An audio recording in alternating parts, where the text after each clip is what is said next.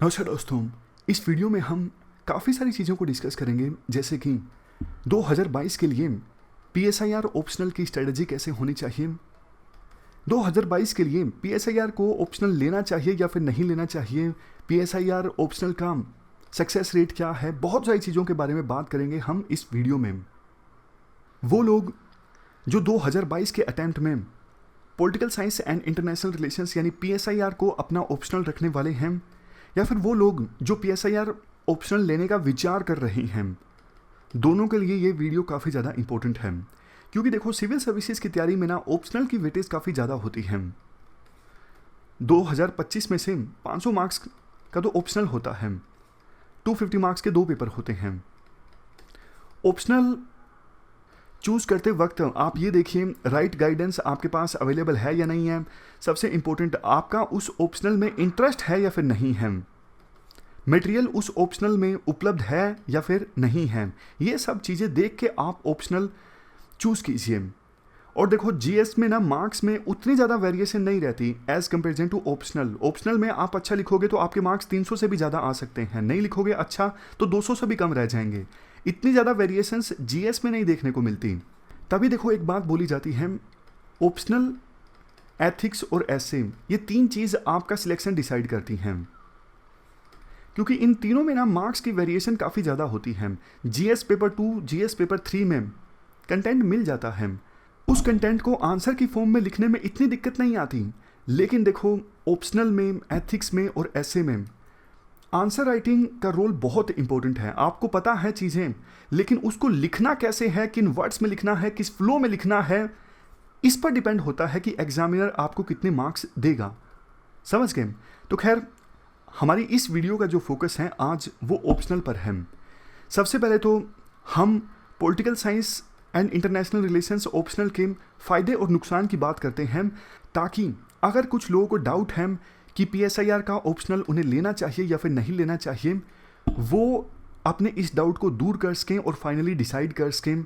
क्योंकि देखो, जितना जल्दी आप डिसाइड करोगे ना, उतना जल्दी आपका ऑप्शनल कवर हो जाएगा। ऐसे ही सोचते रहोगे तो सोचते रहने का क्या फ़ायदा, टाइम तो जा ही रहा है ना। अभी जून में प्री होगा, टाइम आपके पास काफ़ी कम है, तो जल्दी से डिसाइड कर लीजिए। और अगर 2022 के लिए आप PSIR ऑप्शनल अपना रखते हो तो आपके लिए इन्फॉर्मेशन ये है, हम पॉलिटिकल साइंस का नया बैच स्टार्ट कर रहे हैं, जिसे आप ज्वाइन कर सकते हो video.onlyis.in पर जाकर। मैं फिर से बोलता हूँ, अगर 2022 के लिए आप political science and international relations optional रखना चाहते हो तो आप बैच ज्वाइन कर सकते हो video.onlyis.in पर जाकर। इसका लिंक जो है आपको डिस्क्रिप्शन बॉक्स में मिल जाएगा। अब बात करते हैं PSIR ऑप्शनल के प्रोज एंड कॉन्स, उसके बाद स्ट्रेटजी डिस्कस करेंगे। फ़ायदों की बात पहले करते हैं। सबसे पहला फ़ायदा देखो ये है, political science and international relations का बहुत सारा सिलेबस जीएस के साथ मैच होता है। इसका फ़ायदा देखो, आपको एग्ज़ाम की हर एक स्टेज पर मिलता है। एग्जाम्पल के साथ बात करें, वैसे तो देखो ऑलमोस्ट पूरी पॉलिटी और हिस्ट्री के काफ़ी सारे टॉपिक्स PSIR से कवर होते हैं, लेकिन जब हम PSIR में ये टॉपिक्स डिस्कस करते हैं तो मेंस पर्सपेक्टिव पर ज़्यादा फोकस होता है। तो अगर यूँ कहें कि पूरी पॉलिटी आपकी अपने आप से कवर हो जाएगी अगर आप PSIR ऑप्शन लेते हो, या फिर पूरी मॉडर्न इंडिया आपकी कवर हो जाएगी, तो ये तो देखो अतिशयोक्ति होगी, एग्जेजरेशन होगा, क्योंकि फोकस मेंस पर्सपेक्टिव पर होता है।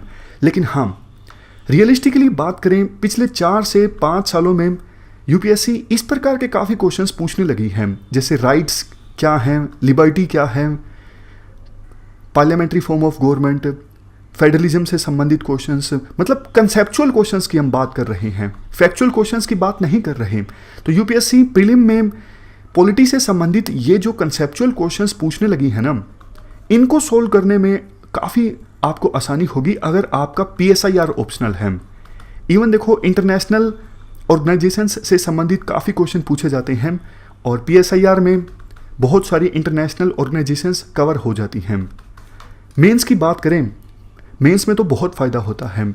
जैसे पेपर 1 में सोसाइटी के टॉपिक्स हैं, सेकुलरिज्म, कम्युनलिज्म, ग्लोबलाइजेशन, ये कवर होते हैं political science and international relations में। हिस्ट्री की बात करें, वर्ल्ड हिस्ट्री के काफ़ी टॉपिक्स कवर होते हैं, जैसे कोल्ड वार। ये सिर्फ मैं आपको एग्जांपल दे रहा हूँ। अगर आप सिलेबस मैच करोगे तो म्यूचुअल सिलेबस काफ़ी ज़्यादा है PSIR और GS में। पेपर 2 तो ऑलमोस्ट सारा ही कवर होता है PSIR से। सिक्योरिटी में भी जैसे बॉर्डर डिस्प्यूट्स हैं, तो जब हम इंटरनेशनल रिलेशंस डिस्कस करते हैं, India China, India Bhutan, India Nepal, हम बॉर्डर डिस्प्यूट्स की भी बात करते हैं। और GS पेपर 4 में भी जैसे 2016 में रोल्स का क्वेश्चन आया था, वो आसानी से सोल्व हो जाता है अगर PSIR ऑप्शनल है। पॉलिटिकल साइंस में हम जो वेस्टर्न पॉलिटिकल थॉट पढ़ते हैं, इससे एथिक्स के काफ़ी moral thinkers and philosophers cover हो जाते हैं। इवन PSIR में हम गांधी, अंबेडकर, इन सब को पढ़ते हैं। इनका काफ़ी इस्तेमाल होता है, ना सिर्फ पेपर 1 में, पेपर 4 में भी। आप ऐसे की बात कर लीजिए, 2016 में ऐसे आया था रिवर डिस्प्यूट से संबंधित, उसके बाद 2017 में नैम से संबंधित आया था। मतलब ऑलमोस्ट देखो हर साल एक ना एक जो ऐसे का टॉपिक है वो PSIR से संबंधित जरूर होता है। तो इन सब एग्जाम्पल्स के साथ हमने पहला बेनिफिट समझा PSIR ऑप्शनल लेने का कि सिलेबस GS के साथ काफ़ी ज़्यादा ओवरलैप होता है। अब दूसरे बेनिफिट्स की बात करते हैं।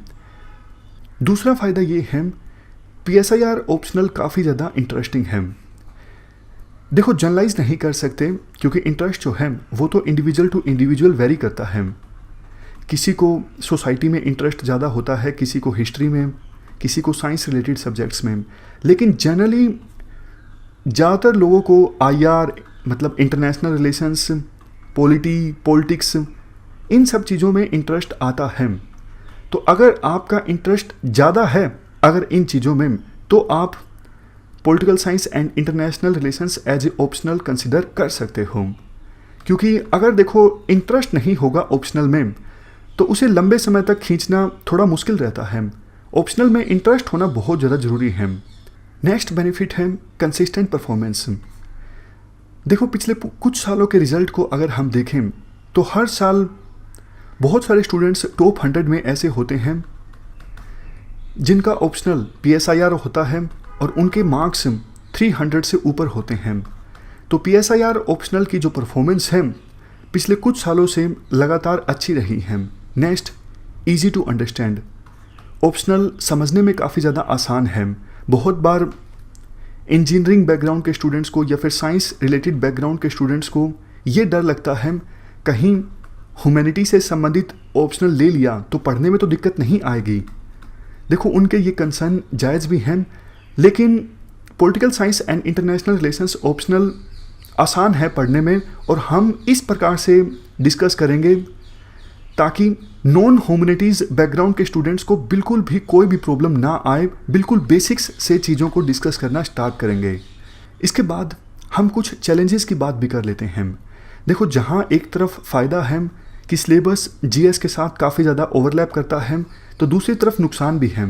सिलेबस PSIR का बाकी कुछ ऑप्शनल्स के अपेक्षाकृत ज़्यादा है, जैसे सोशियोलॉजी, पबएड, इनका सिलेबस रिलेटिवली छोटा है। नेक्स्ट, ऑप्शनल देखो डायनामिक है। मतलब कई सारे ऑप्शनल्स ऐसे होते हैं आपने एक बार पढ़ लिया तो लगातार आपको अपडेट करने की आवश्यकता नहीं है, जैसे साइंस रिलेटेड ऑप्शनल्स हैं। लेकिन ऐसा PSIR के साथ आप नहीं कर सकते। करंट अफेयर्स पर UPSC फोकस करती है। PSIR ऑप्शनल में लेटेस्ट डेवलपमेंट्स से संबंधित क्वेश्चंस पूछे जाते हैं, तो आपको लगातार अपने आप को अपडेट रखने की आवश्यकता है। तो ये फैक्टर आप जरूर ध्यान में रखिएगा ऑप्शनल को चूज़ करते वक्त। ये PSIR ऑप्शनल का फ़ायदा भी है, नुकसान भी है। लास्ट में, can not right like GS papers.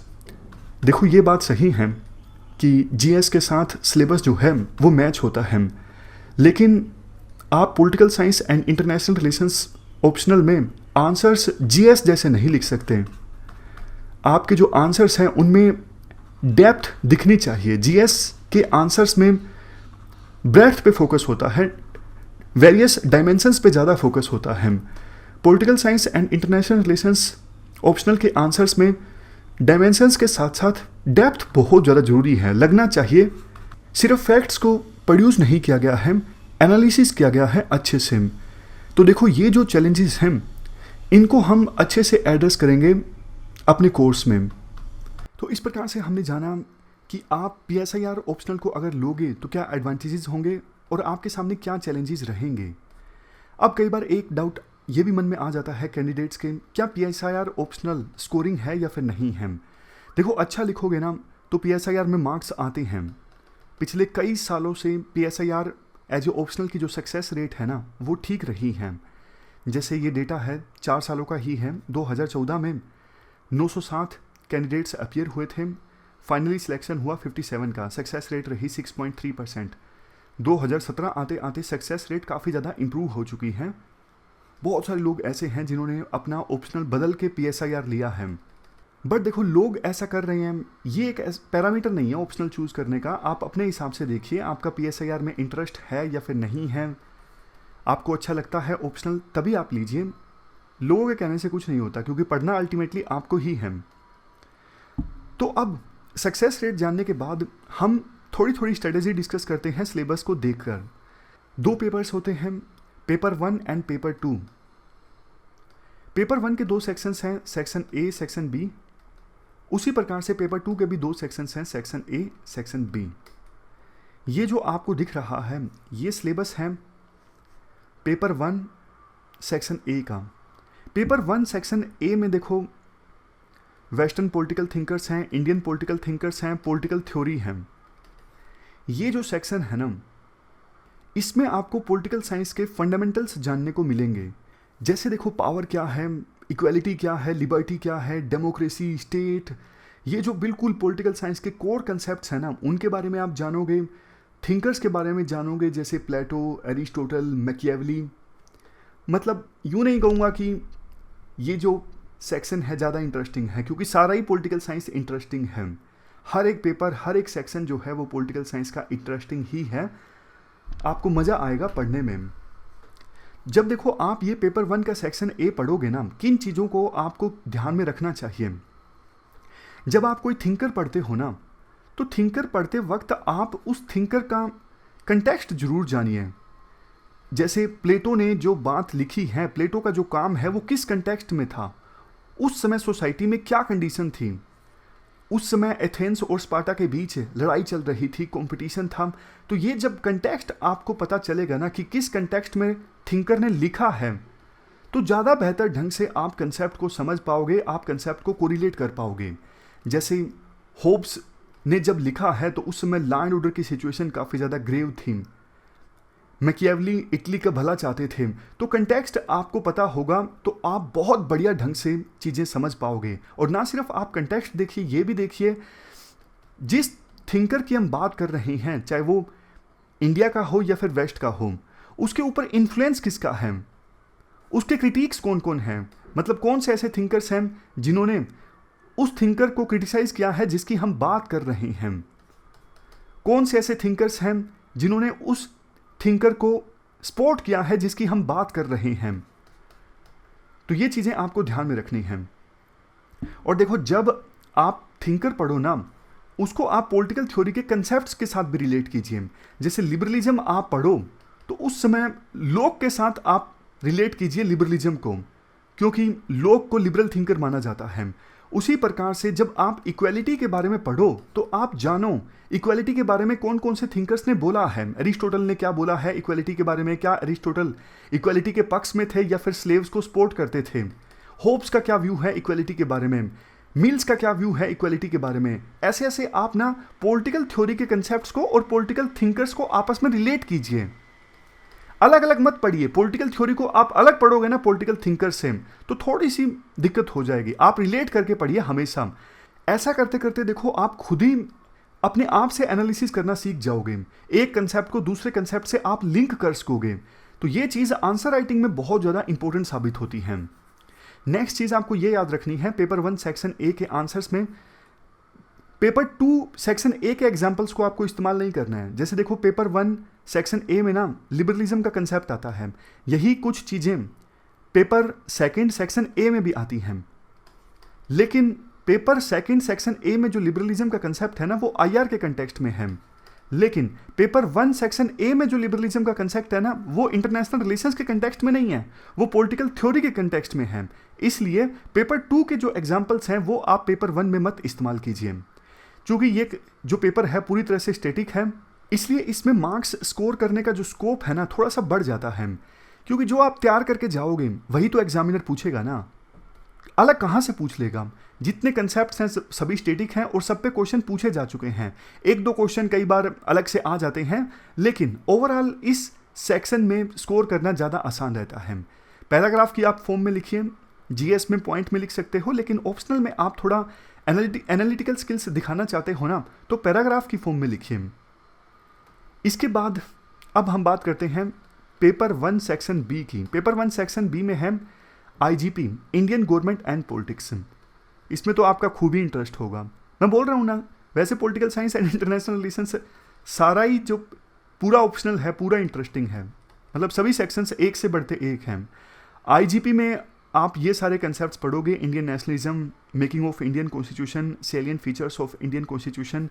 आपको लगेगा कि बहुत सारा हिस्सा जो है इस सेक्शन में वो तो लक्ष्मीकांत में मिल जाएगा, हिस्ट्री में मिल जाएगा, बट देखो जीएस जैसे आंसर्स आपको नहीं लिखने हैं।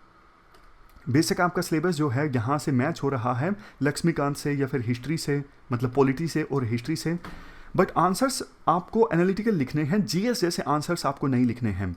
आंसर्स जब आप लिखोगे तो सेकुलर्स को कोट कीजिए प्रॉपर, बाकायदा पॉइंट्स पे फोकस नहीं करना है, मतलब फैक्ट्स पे फोकस नहीं करना है, एनालिसिस पे ज़्यादा फोकस करना है।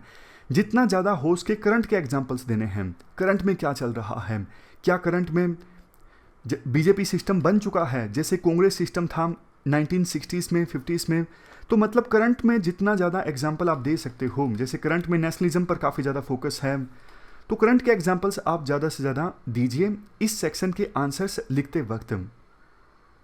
जहाँ जरूरत पड़े सरकार की जो रिपोर्ट्स हैं, जैसे सरकारिया कमीशन की रिपोर्ट है, सेकंड एआरसी की रिपोर्ट है, उन रिपोर्ट्स को आप थोड़ा थोड़ा कोट कीजिए। उन रिपोर्ट्स की जो रिकमेंडेशंस हैं उनको आप कोट कीजिए। इसके बाद हम बात करें पेपर सेकंड सेक्शन ए की। इसमें ये है comparative political analysis and international politics. Comparative politics को आप अलग कर लीजिए और आईआर को इसमें आप अलग कर लीजिए। आईआर के थ्योरेटिकल कंसेप्ट्स हैं इसमें, जैसे रियलिज्म क्या है, आइडियलिज्म क्या है, सोशल कंस्ट्रक्टिविज्म क्या है, इंग्लिश स्कूल क्या कहता है, बैलेंस ऑफ पावर क्या है, नाम आपने सुने होंगे सारे, नेशनल सिक्योरिटी का क्या कंसेप्ट है, जो हेगमनी स्टेबिलिटी थ्योरी है वो क्या कहती है। पूरे जो ये आईआर के कंसेप्ट्स होते हैं ना वो आपको मिलेंगे इसमें। और ऊपर वाले सेक्शन में आप कंपैरेटिव पॉलिटिक्स पढ़ोगे, ये भी काफ़ी ज़्यादा इंटरेस्टिंग है। इसमें आप political parties, pressure groups, social movements, state का नेचर कैसे चेंज हो रहा है, ये इंटरेस्टिंग कंसेप्ट जानोगे। पेपर 2 पार्ट 1, ये सेक्शन देखो डायनामिक है, मतलब जैसे हमने बात की पेपर 1 सेक्शन ए में तो चेंज होने वाला काफ़ी कम है, इसमें चेंज होने वाला काफ़ी ज़्यादा है। जैसे नीचे वाले पोर्शन में देखिए, यूएन जो है, यूएन के बारे में नया क्या चल रहा है उससे संबंधित क्वेश्चन पूछ लिया जाता है। यूरोपियन यूनियन के बारे में चीज़ें चेंज होती रहती हैं, जैसे ब्रेग्जिट हो गया। तो मतलब डायनामिक है ये पोर्शन, आपको करंट अफेयर से अच्छे से रूबरू होना पड़ेगा। नैम मूवमेंट कैसे इररिलेवेंट हो रही है या फिर नैम ने फिर से रफ्तार पकड़ी है, ये सारी चीज़ें आपको पता होनी चाहिए। और इसमें भी देखो लेटेस्ट ही एग्जांपल दीजिए, कैसे अभी इंडो पैसिफिक रीजन में बैलेंस ऑफ पावर देखने को मिल रहा है, कैसे चाइना का सामना करने के लिए क्वाड बना है। लेटेस्ट से लेटेस्ट एग्जांपल आप दीजिए इस सेक्शन में और इश्यूज़ को थ्योरी से रिलेट कीजिए। इंडो पैसिफिक रीजन के बारे में यूपीएससी पूछती है ना, तो इंडो पैसिफिक रीजन में क्या कुछ चल रहा है, हवा में बात मत कीजिए, लिखिए कि ये बैलेंस ऑफ पावर का एग्जाम्पल है। मतलब कि थ्योरीज को बिल्कुल नहीं भूलना है, थ्योरीज को बेस बना के करंट से रिलेट करना है। बच्चे आमतौर पर ये गलती करते हैं, इसीलिए तो जीएस जैसे आंसर्स लगने लग जाते हैं। थ्योरीज से हमेशा रिलेट कीजिए आप करंट को। जैसे यूएस ने ऑस्ट्रेलिया को जो न्यूक्लियर पावर्ड सबमरीन दी है, कैसे ये डेटरेंस का एक एग्जाम्पल है। ऑस्ट्रेलिया डेटरेंस पैदा कर रहा है चाइना के अगेंस्ट, सोचिए उस डायरेक्शन में, थ्योरीज को करंट से रिलेट कीजिए। आमतौर पे देखो जब जीएस पेपर 2 में क्वेश्चन पूछे जाते हैं ना आईआर के, वो डायरेक्टली इंडिया से ही संबंधित होते हैं। इंडिया के इंटरेस्ट से संबंधित इशू होगा तभी क्वेश्चन यूपीएससी पूछेगी, लेकिन पीएसआईआर ऑप्शनल में ऐसा नहीं होता। इसमें कोई इशू डायरेक्टली इंडिया से रिलेटेड नहीं है। जैसे देखो नॉर्थ स्ट्रीम पाइपलाइन का इशू है, वो जर्मनी और रशिया के बीच का है, मतलब वैसे दूसरे एक्टर्स भी इन्वॉल्व हैं, यूरोप, यूएस, ये सब कुछ। तो ये कंसेप्ट भी पूछा जा सकता है। डायरेक्टली इंडिया इन्वॉल्व नहीं है, लेकिन आईआर का है, इंटरनेशनल रिलेशंस का है, तो वो सब कुछ पीएसआईआर में आता है। एक चीज़, जब देखो आप आईआर को एनालाइज करो ना, तो ये जरूर देखो कि एक्टर जो डिसीजन ले रहा है ना, यूएस से कोई डिसीजन ले रहा है, रशिया जो डिसीजन ले रहा है, उसके पीछे का मोटिव क्या है, मतलब क्या कंसेप्ट है जो उसके एक्शन को गाइड कर रहा है। जैसे नॉर्थ कोरिया है, नॉर्थ कोरिया न्यूक्लियर वेपन क्यों रखना चाहता है, ईरान न्यूक्लियर वेपन क्यों डेवलप करना चाहता है, इसके पीछे डेटरेंस की थ्योरी है। तो एक्टर्स के एक्शंस को क्या कंसेप्ट गाइड कर रहा है, ये आप जरूर सोचिए और उसके बारे में लिखिए, तभी आप कंसेप्ट्स को थ्योरेटिकल बना पाओगे। जो बात हमने पहले भी डिस्कस की कि सिर्फ हवा हवा में नहीं लिखना, कंसेप्ट्स के बारे में लिखना है। इसके बाद लास्ट पार्ट आता है पेपर सेकंड सेक्शन बी। इसमें है इंडिया एंड द वर्ल्ड। इसमें थोड़ा सा इंडिया पे फोकस है, इंडिया के ग्लोबल सेंटर ऑफ पावर्स के साथ रिलेशन, जैसे US, EU, Japan, China, Russia, neighbours के साथ में रिलेशन, ग्लोबल साउथ जैसे कि अफ्रीका के साथ में, लैटिन अमेरिका के साथ में रिलेशंस, इंडिया का न्यूक्लियर पॉलिसी क्या है, रिसेंट डेवलपमेंट्स क्या हुई हैं इंडिया की फॉरेन पॉलिसी में, ये सब कुछ आता है पेपर सेकंड सेक्शन बी में। ये देखो सबसे ज़्यादा डायनामिक सेक्शन है, क्योंकि इसमें तो हर साल ज़्यादा ही नया हो जाता है। चाइना के साथ एकदम से टेंशन आ गई, पिछले साल चाइना के साथ, मतलब 2 साल पहले चाइना के साथ रिलेशंस अलग मोमेंटम पर था, अभी बिल्कुल ही अलग मोमेंटम पर हैं, मतलब 1 साल में तो बहुत कुछ चेंज हो जाता है। तो ये सबसे ज़्यादा डायनामिक सेक्शन है।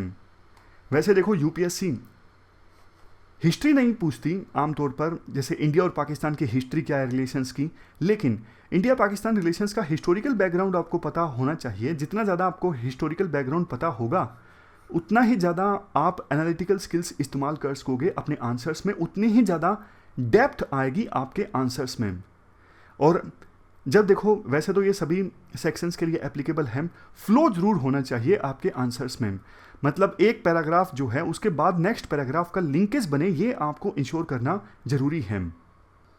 ट्रेंड आप मॉनिटर करते रहिए, इंडिया की फॉरेन पॉलिसी में सरकार की अभी सोच क्या है, इंडिया की जो फॉरेन पॉलिसी है अभी किस मोमेंटम पर चल रही है, क्या यूएसए की तरफ इंडिया का झुकाव ज़्यादा हो रहा है, क्या अभी फॉरेन मिनिस्टर मेन डिसीजन ले रहे हैं या फिर पीएमओ फॉरेन पॉलिसी संबंधित डिसीजन ज़्यादा ले रहा है। ये सारी जो इंडिया की फॉरेन पॉलिसी है ना, आप मॉनिटर करते रहिए। और देखो, जब आप आंसर्स लिखो तो आंसर्स में आप फैक्ट्स भी ज़रूर दीजिए।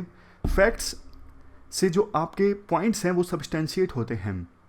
तो इस प्रकार से हमने थोड़ा थोड़ा जाना सभी पेपर्स के बारे में, सभी सेक्शंस के बारे में। आप कोर्स ज्वाइन करोगे तो हम डिटेल से डिस्कस करेंगे। कोर्स जैसे हमने पहले डिस्कस किया, video.onlyis.in पर जाके आप ये पॉलिटिकल साइंस का 2022 के बैच के लिए कोर्स ज्वाइन कर सकते हो। और लास्ट में कुछ ये इंपॉर्टेंट पॉइंट्स हैं जो ज़रूरी हैं। जैसे देखो, कुछ छोड़िए मत, मतलब कि ऐसा नहीं कि आधा अधूरा सिलेबस करके आपने सोच लिया ये इंपॉर्टेंट कंसेप्ट है, जैसा यूनिवर्सिटी में हम करते थे। बहुत बार हम ऐसा भी करते हैं, बहुत से कैंडिडेट्स करते हैं, मतलब पेपर 1 सेक्शन ए पे ज़्यादा फोकस कर देते हैं, अपना पूरा जो ध्यान है पेपर 1 सेक्शन ए पर दे देते हैं, बाकी पेपर्स को, बाकी सेक्शंस को इग्नोर कर देते हैं। नहीं, देखो, हर एक सेक्शन जो है उसकी इक्वल इंपॉर्टेंस है, और आप छोड़ के भी जाते हो तो भी जो कंपलसरी क्वेश्चंस होते हैं पहले और 5वें, वहाँ पर उस छोड़े हुए सेक्शन से, उस छोड़े हुए पोर्शन से क्वेश्चन पूछा जा सकता है, फिर थोड़ा नेगेटिव इम्पैक्ट पड़ेगा मार्क्स पर। तो छोड़िए मत कुछ भी, और आप कंसेप्ट्स को इक्वल इंपॉर्टेंस दीजिए, सभी पेपर्स को इक्वल इंपॉर्टेंस दीजिए। ऐसा नहीं कि एक सेक्शन को आपने ज़्यादा इंपॉर्टेंस दी और बाकी जो सेक्शन हैं उनको छोड़ दिया, नहीं। जितनी ज़्यादा प्रैक्टिस आप करोगे आंसर राइटिंग में, उतना ज़्यादा अच्छा है। नॉलेज के लिए आपको नहीं पढ़ना है, आपको मार्क्स के लिए पढ़ना है। आपका एम नॉलेज प्राप्त करना नहीं होना चाहिए। थ्योरीज पढ़नी है, समझनी है अच्छे से, ये नहीं कि थ्योरीज में डूब ही गए, डूबना नहीं है। एम मार्क्स स्कोर करना है 300 प्लस, ना कि नॉलेज प्राप्त करना है। नॉलेज कोई काम नहीं आएगी, मार्क्स काम आएंगे। इंटरनेट का देखो एज है, इंटरनेट के एज में जब चाहे आप कुछ भी सर्च मार के पढ़ सकते हो। तो अल्टीमेटली नॉलेज को आप कैसे यूटिलाइज कर पाते हो आंसर राइटिंग में, देखो वो इंपॉर्टेंट चीज़ है। करंट पॉलिटिकल पर्सपेक्टिव को आप इंपॉर्टेंस दीजिए, मतलब आईजीपी में करंट में क्या चल रहा है, नैरेटिव्स क्या निकल के आ रही हैं, इंटरनेशनल रिलेशंस में क्या नैरेटिव्स निकल के आ रही हैं, कैसे थिंकर्स का पर्सपेक्टिव चेंज हो रहा है, इन पे आप फोकस कीजिए। राइटर्स के जो बुक्स हैं, राइटर के जो कोट्स हैं, उनको आप रट लीजिए। सच बता रहा हूँ, रट लीजिए। थोड़ा थोड़ा वैल्यू एडिशन होता है, लेकिन ओवरऑल बहुत ज़्यादा वैल्यू एडिशन हो जाता है। हर एक क्वेश्चन में आपका आधा नंबर भी इंक्रीज हुआ तो सोच के देखिए कितने क्वेश्चंस के आंसर आप दोगे और ओवरऑल कितने सारे नंबर आपके बढ़ जाएंगे। जो सेकुलर्स के कोट्स आप लिखोगे, वो सेकुलर्स के कोट्स देखो रेलेवेंट होने चाहिए। ऐसा नहीं कि आपने सेकुलर्स के कोट्स लिखने के लिए लिख दिया और फिट नहीं बैठ रहा है कंटेक्स्ट में, फिर तो एग्जामिनर चिढ़ जाएगा। समझ गए?